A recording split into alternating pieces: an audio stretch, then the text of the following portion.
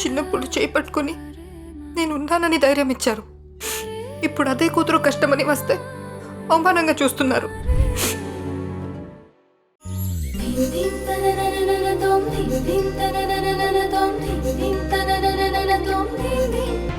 పెరిగి పెద్దదవుతున్న పిల్ల ముందు తల్లిని 10 సార్లు తప్పు చేశావు అంటుంటే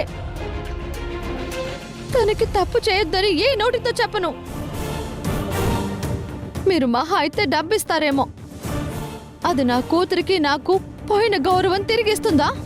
మీరా, నేను నిన్న పొద్దున తప్పుని కవర్ చేసుకోవడానికి ఇప్పుడు ఇంకొక తప్పు చేస్తున్నావు అన్నాను. పాత విషయాలు నేను ఎక్కడ ఎత్తలేదు. అయినా నీ బిడ్డని దూరం నేనెందుకు చేస్తాను? నువ్వు పాప విషయంలో శ్రద్ధగా ఉంటే నేనెందుకు మాట్లాడతాను చెప్పు? నువ్వు మా మీద కోపంతో పాపని బలిపశువుని చేస్తున్నావు. నువ్వెవరు చెప్పడానికి?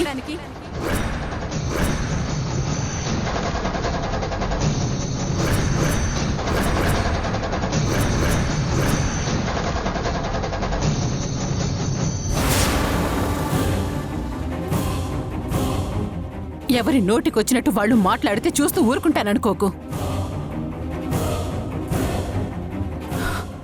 తన బిడ్డ మీద నీ హక్కేంటి? తల్లికి బిడ్డని దూరం చేయాలని చూస్తున్నావా? అది కాదు నందితమ్మ. ఎదుటి మనిషి మాతృత్వాన్ని తప్పు పట్టడానికి నీకేం హక్కుంది?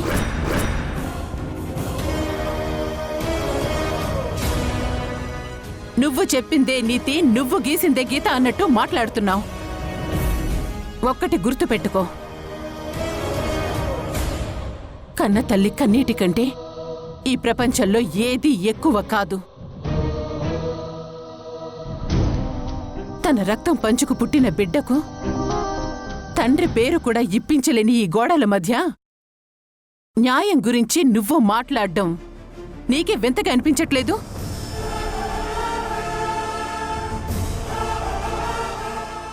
అడిగే వాళ్ళెవరూ లేరనుకున్నారా నా కూతురికి?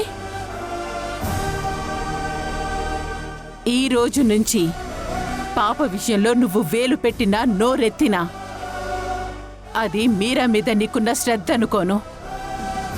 నీ పక్కనున్న వాళ్ళని కాపాడుకోవడానికి నువ్వు వేస్తున్న వేషం అనుకుంటాను.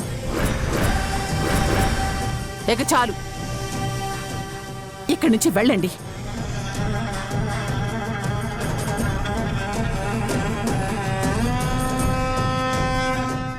మీరా, రామ్మా, రా.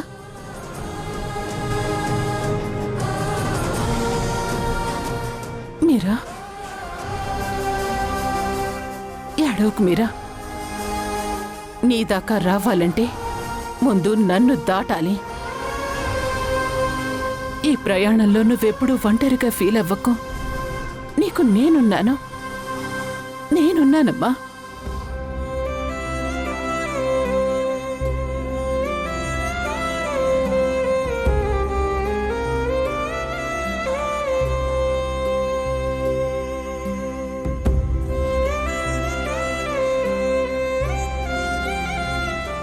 వసు, పద.